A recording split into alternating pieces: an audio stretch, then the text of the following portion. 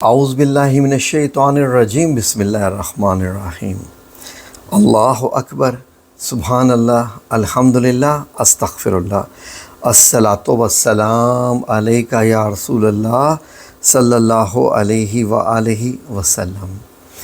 ناظرین، آج تک آپ نے سورہ کہف کے بارے میں بہت سنا ہوگا، پڑھا ہوگا۔ آج ہم آپ کو سورہ کہف کی روحانی طریقے سے بتاتے ہیں کہ سورہ کہف کا واقعہ بتاتے ہیں اور اس سے روحانیت کی منزلیں کیسے طے ہوتی ہیں، روحانیت میں اس کا کتنا حصہ ہے، اور اس واقعے میں چھپے کچھ ایسے راز جو شاید آج آپ زندگی میں پہلی بار سنیں گے۔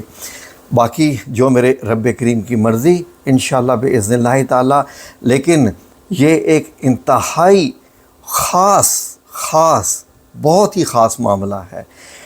اگر آپ سورہ یوسف کے شروع کی آیات کو دیکھیں تو اس میں جو ہے اللہ رب العزت نے اس قصے کو ایک احسن قصہ قرار دیا، یعنی کہانیوں میں ایک بہت ہی اچھی کہانی قرار دیا۔ کس نے؟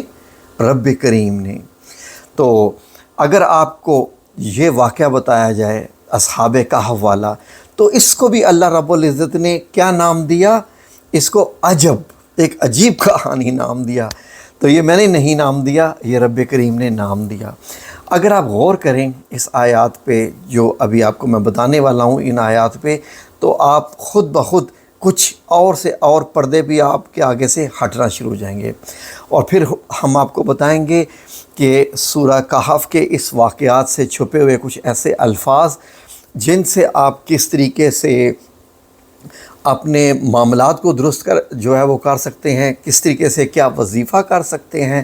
بہت ہی خاص وظیفہ، انتہائی خاص وظیفہ۔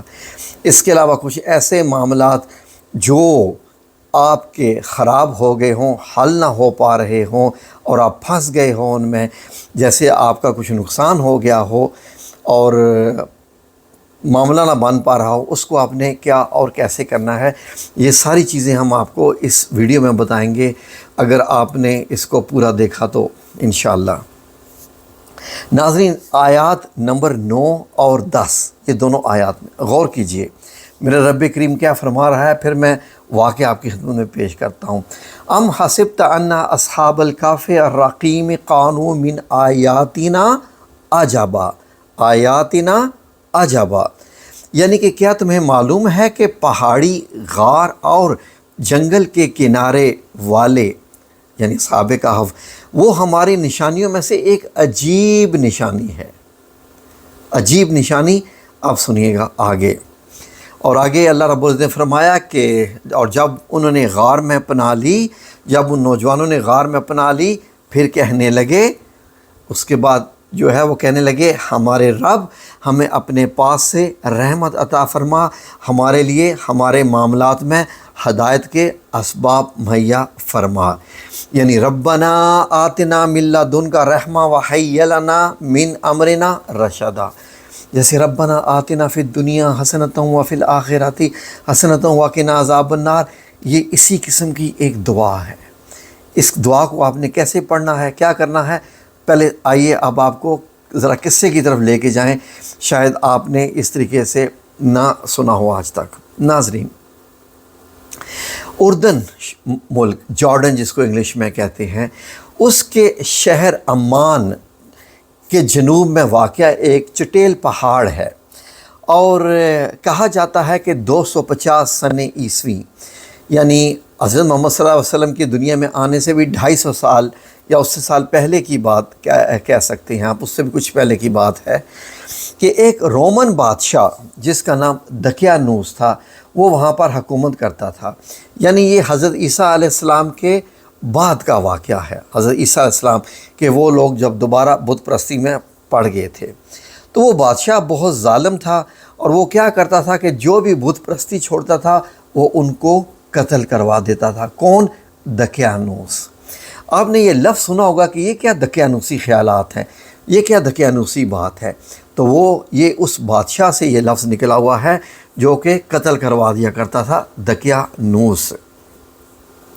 تو کیا ہوا کہ یہ 7 نوجوان ایسے تھے، 7 نوجوان ایسے تھے تو انہوں نے جب یہ ایمان لائے اور آپس میں ان کی ملاقاتیں ہوئیں، اگر آپ کہیں گے تو میں آپ کو پورا واقعہ بتا دوں گا کہ ایک ایمان لایا، پھر 2، پھر 3، پھر کہاں ایک درخت کے نیچے جمع ہوئے، پھر سب نے کیسے فیصلہ کیا، وہ ویڈیو لمبی ہو جاتی ہے۔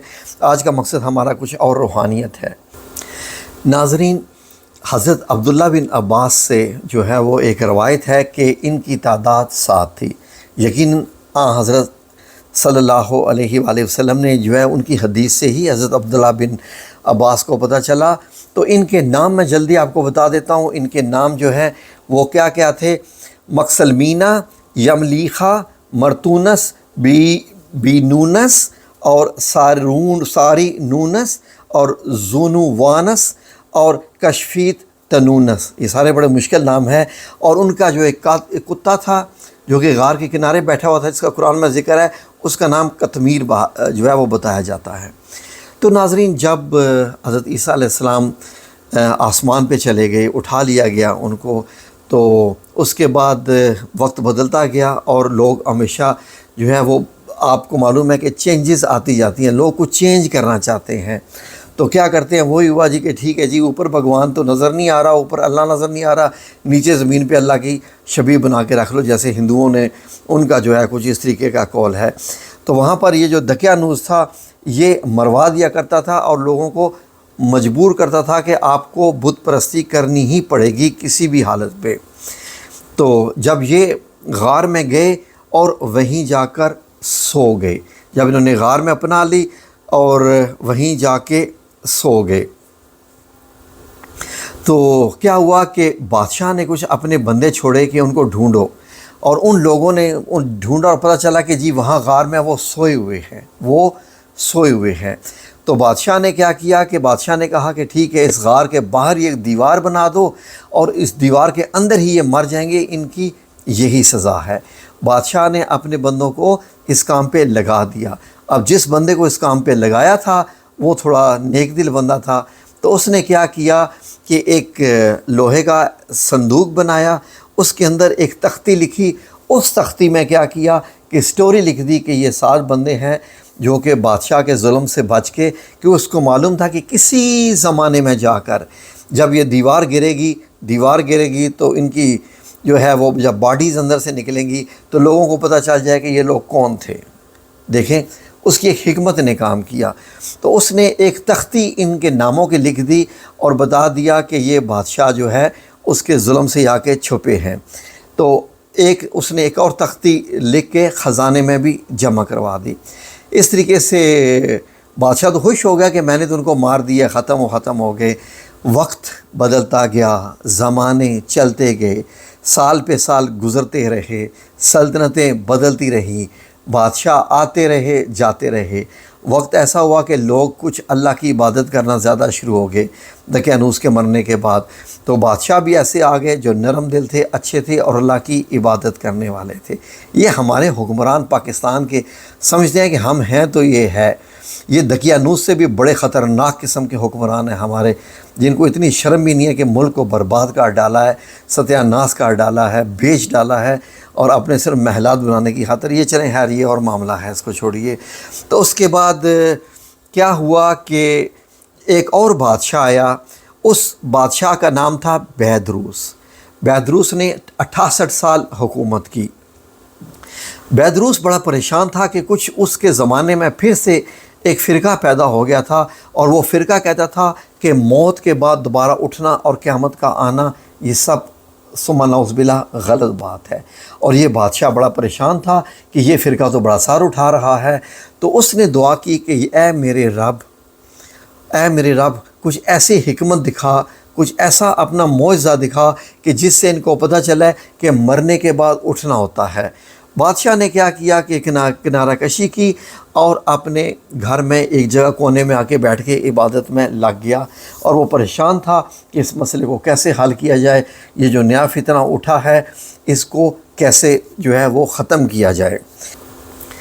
ناظرین، اسی زمانے میں ایک چرواہا، اس نے اس جگہ کو چوز کیا اپنی بکریاں چرانے کے لیے کہ یہاں میں بیٹھا کروں گا۔ تو ہوا کیا کہ اس نے چند بندوں کو بلا کے اس دیوار کو گرانے کا جو ہے وہ ارادہ کیا۔ چند بندے بلائے، انہوں نے اس دیوار کو گرایا، اور جب گرایا تو دیوار کے گرتے ہی ان کے اوپر ایک ہیبت چھائی، خطرناک قسم کی ایسی ہیبت۔ ان کو کیا چیز وہاں نظر آئی کہ وہ وہاں سے بھاگ گئے، اور بھاگے ایسے کہ مڑ کے انہوں نے نہ دیکھا، اور سب وہاں سے بھاگ گئے۔ اب اتنے میں یہ جو کیو سلیپرز تھے، غار میں سونے والے، ایک اٹھا، اور جب اٹھا تو سب کے چہرے بڑے فریش تھے۔ وہ سارے اٹھے کہ ہم نیند سے اٹھے ہیں۔ انہوں نے اس کے بعد سب ایک دوسرے کو سلام کیا، اور اس کے بعد نماز ادا کی۔ نماز ادا کرنے کے بعد انہیں بھوک لگی تو انہوں نے آپ سوچا کہ کسی ایک بندے کو بھیجتے ہیں کہ کھانا لے کے آئے، کہیں ہمارے بادشاہ جو دقیانوس ہے اس کو پتہ نہ چل جائے کہ ہم یہاں چھپے ہیں۔ تو انہوں نے ان 7 بندوں میں سے یملیخا سے کہا کہ آپ جائیے بازار سے کچھ کھانا لے آئیے، اور اس کو کچھ جو ہے وہ دیے، سکے دیے، جو کہ سکے، اب ظاہر سکے کس زمانے کے تھے؟ سکے اس دقیانوس کے زمانے کے تھے۔ ان کو کیا خبر تھی کہ ماحول باہر کیا ہو چکا ہے؟ 300 + 9، 300 + 9، 309 سال گزر چکے تھے۔ جب وہ بازار گیا تو اس نے بڑا حیران ہوا، کلمات لکھے ہوئے دیکھے، عربی لکھی ہوئی دیکھی، کچھ آیات لکھی ہوئی دیکھی کہ یہاں تو ماحول ہی بدلا ہوا ہے۔ وہ سوچا کہ رات میں ہی ماحول بدل گیا، یہاں تو کوئی عجیب طریقے کا ماحول ہے، کچھ مسلمان نظر آ رہے ہیں سارے۔ اب وہ نان بھائی کے پاس گیا روٹیاں لینے کے لیے، اس کو اس نے سکہ دیا کہ مجھے اتنی روٹیاں دے دو۔ تو اس نے جب سکہ دیکھا تو اس نے کہا یہ کہاں سے لے آئے ہو؟ ہم نے تو آج تک یہ دیکھے ہی نہیں ہے سکہ، یہ تو بڑی کوئی خاص اور مطلب سونے یا چاندی کا سکہ ہوگا۔ تو اس نے یہ سوچا کہ ان کے ہاتھ کوئی خزانہ لگ گیا ہے۔ اس نے کہا نہیں، میں تو چوری نہیں کی، نہ مجھے خزانہ لگا ہے۔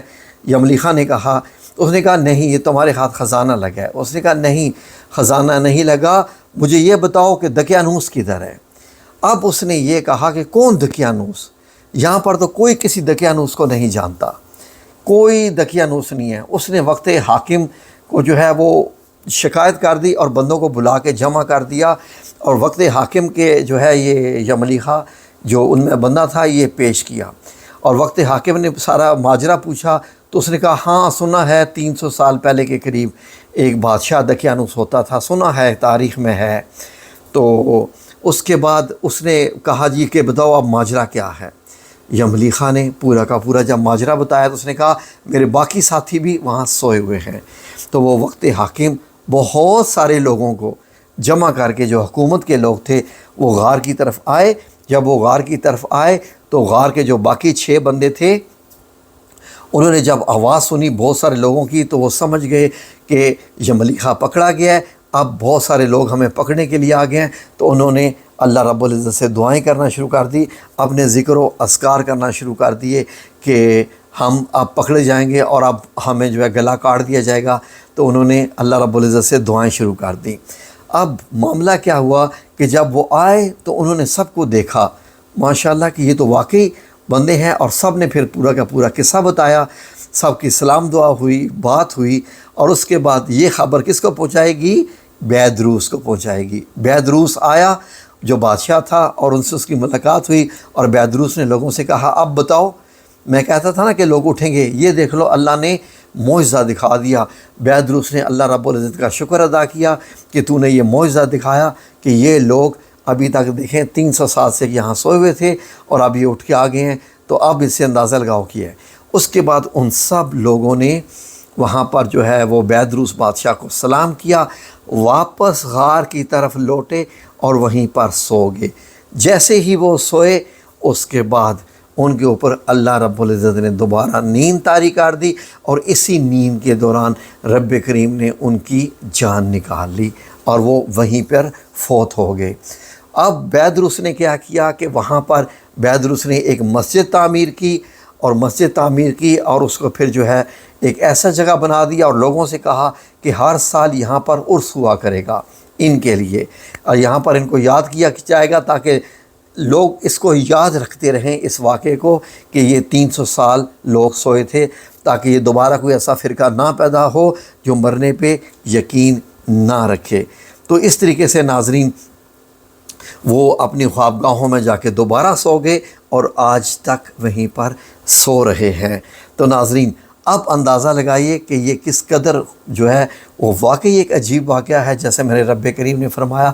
اب اس واقعے کے اندر چھپے راز یہ غور سے آپ سنیے کہ بہت سارے جو اولیاء اللہ ہیں وہ یہ فرماتے ہیں کہ اگر ان 7 کیو سلیپرز غار میں سونے والوں یعنی اصحاب کہف کے آپ نام لکھیں اور نام لکھ کے جس گھر کے اوپر لگا دیں، کسی کشتی ہے اس پہ لگا دیں، وہ ڈوبے گی نہیں، گھر کے اوپر جنات کا قبضہ نہیں ہوگا، اللہ تعالیٰ اس کو کہف کی طرح اس کی حفاظت فرمائے گا، اور اس کے بعد وہ جادو سے بھی محفوظ رہیں گے، اور بھی بہت سارے معاملات سے یہ معاملہ خاص ہو جاتا ہے اگر یہ کر دیا جائے تو۔